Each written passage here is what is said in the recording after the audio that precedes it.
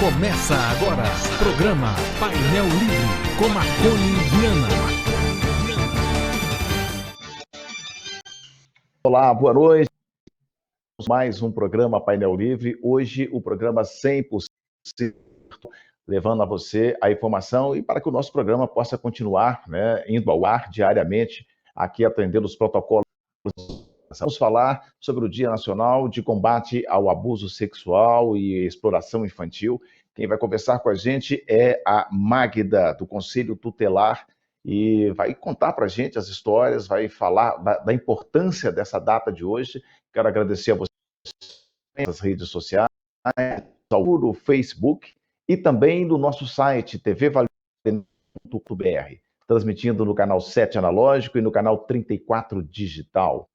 Magda, que prazer recebê-la, próximos, estamos fazendo hoje 100% virtual, mas é um prazer recebê-la aqui no Painel Livre para a gente falar sobre essa data tão importante. Seja bem-vinda, boa noite. Boa noite. Para mim é uma honra poder estar aproveitando essa oportunidade para falar sobre um tema relevante de importância, para despertar a consciência de toda a sociedade para um crime hediondo que acontece de forma tão silenciosa entre as famílias. Magda, quando a gente fala de abuso e exploração, a gente está falando ou a gente está abuso da exploração? Porque quando fala em exploração, a gente lembra sempre ação comercial, né, a exploração sexual. A gente está falando da mesma coisa ou acaba se fundindo? O abuso, né, e a exploração sexual são duas formas de manifestação desse crime, né? O abuso sexual, ele parte de algum tipo de comportamento adultocêntrico, assim, que subjuga a criança para satisfação de algum adulto, seja por ato libidinoso, né, qualquer ato de toque, de tocar a região íntima de forma involuntária dessa criança, ou até mesmo voluntária, porque muitas vezes essa criança ela entende que talvez esse toque seja uma forma de carinho, né, adulto, e muitas vezes há um equívoco das pessoas pensando que o abuso sexual em si seja o ato sexual consumado pela conjunção carnal ali. Não, não é isso. Não é necessário que haja a penetração, vamos dizer assim, para que se configure como crime de abuso sexual, mas é toda e qualquer forma de ato libidinoso contra uma criança ou adolescente. Isso é o abuso, né? Então, nós já tivemos casos, por exemplo, de adultos que tocam os seios ainda em forma de uma criança, a área das genitálias, tudo isso é o abuso sexual. E a exploração sexual, como você já disse, ela tem esse fim também pode ser comercial, ou por causa de alguma situação de vulnerabilidade que essa criança viva, ou que a sua família viva, e há uma troca, né, vamos dizer assim, de algo para facilitação dessa violação no sentido sexual. Em nossa região, o abuso ou a exploração? Infelizmente, na nossa região, né, há incidência de todos esses crimes, né, de todos a manifestação desses dois crimes. O abuso sexual, principalmente nesse contexto pandêmico que nós estamos vivendo, né, com as ausências das escolas, né, as crianças estão em casa, estão mais vulneráveis, né? E há um aumento assim estarrecedor desse crime, dessa violação. Tocou aí escola, né? Os alunos estão em casa. A ponto há uma dependência, né? Que tamanho é a dependência da escola, do professor nesse combate à exploração sexual?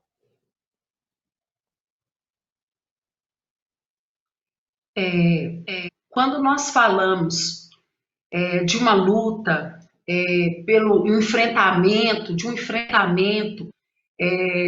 contra o abuso e a exploração sexual de crianças e adolescentes, nós falamos de uma luta que é de todos, é da sociedade, né? Como o ECA, como a Lei 8.069 vai dizer, que é dever da família, da sociedade, do Estado, promover a proteção da criança e do adolescente. Quando ela de qualquer ação de violência, de vulnerabilidade, situação vexatória, e facultar essa garantia plena dos seus direitos.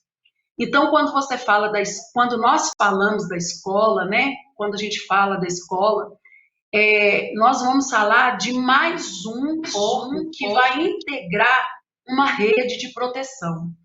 Nós trabalhamos em rede, né? O Sistema de Garantia de Direitos e o SUAS, que é o Sistema Único da Assistência Social, com seus equipamentos. E dentro dessa rede propriamente dita, essa rede de proteção, existem vários atores. A escola, dentro desse contexto de garantia de direitos, é uma porta aberta. É uma porta ali onde as crianças têm, né, elas criam vínculo com esses professores, com seus cuidadores, com toda a equipe dessa escola, e é um lugar onde elas passam muito tempo, e elas podem confidenciar, até mesmo pelo comportamento, os professores observam se essa criança está sendo vítima de algum tipo de violação. Não diferente dentro desse sistema, essa rede, né, de proteção, a escola, a saúde, né, os agentes de saúde, os postos de saúde, nós temos os CRAS, os CREAS, nós temos a Polícia Militar, a Polícia Civil, o Ministério Público, as associações de bairro, as igrejas, todos esses equipamentos, todos esses ajuntamentos unidos e bem alinhados, eles podem viabilizar a proteção de crianças e adolescentes. E devem, né, se sentir corresponsáveis por isso. Quando a gente fala de exploração, a gente falou aqui anterior a esse assunto, que eu quero explorar um pouquinho mais no próximo bloco, mas antes de sair para o intervalo, eu gostaria que você falasse um pouquinho sobre o perfil desse agressor. O explorador, ele é o mesmo abusador? Bom, o que eu posso dizer para vocês, no que diz respeito à nossa experiência enquanto conselheiros tutelares, né? Hoje o Conselho Tutelar de Diamantina, em conformidade com a lei, com o ECA, ele é composto por 5 conselheiros tutelares. E as nossas experiências relacionadas a esse tipo de violação, né, quando chegam até nós, justa a dificuldade é essa. O violador, né, que a gente vai pensar que é um monstro, a gente pode criar um estereótipo, né, pensando que é uma pessoa sisuda, uma pessoa mal encarada, uma pessoa que está fora do contexto familiar. Mas é totalmente o contrário. Geralmente, a maioria dessas violações, se nós formos traçar, né, um índice, a maioria, vamos dizer, 80% dessas violações de abuso e exploração sexual acontecem no meio intrafamiliar.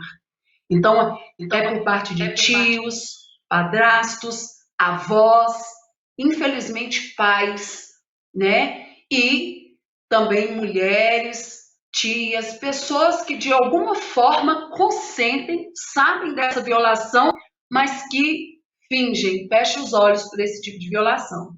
Então, esse violador, ele é boa pinta, ele é uma pessoa todo gosta, é uma pessoa que às vezes ela tem aquele carisma, né?